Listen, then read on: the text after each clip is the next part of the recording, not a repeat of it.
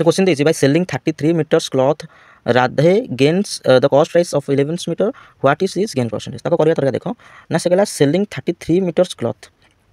ठीक अच्छे तो सेलिंग 33 क्लॉथ तो राधा गेन है गेन मान कौन करवा ना गेन फर्मूला कौन ना गेन सार होची selling price minus cost price